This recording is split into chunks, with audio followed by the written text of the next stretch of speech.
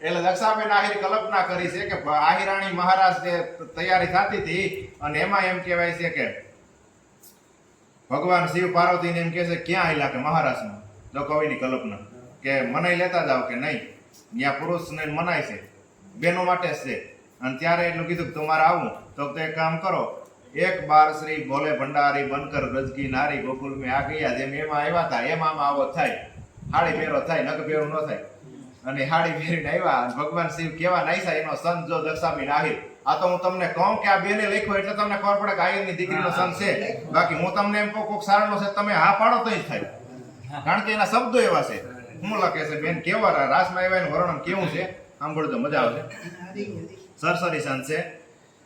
કઈ ખાન નાન ખાન ખનાટ લટપટ લગાટ જન નન જન જનાટ જાંજ ખાજ બાજે અરે ઠમ ઠમ ઠમ ઠમક તાલ રાધા કો રંગ લાલ ચટકત લલાટ ગાલ લાલ લાજે ધમમમ ધ્રિબાંગ થટ થટ તાકી નાક તિરકિટ દિતાંગ પહટ થાટ બાજે તન પર કિનખા બધાબ ખંજન ધર કર કટાર સર પર શૃંગાર સાજ ચુનર લાલ સાજે શંકર તાંડવ વિસાર સુંદર શ્યામા સમાન નાસે કૈલાસ નાથ દ્વારિકા કે દ્વારે જી નાસે કૈલાસ નાથ દ્વારિકા કે દ્વારે એ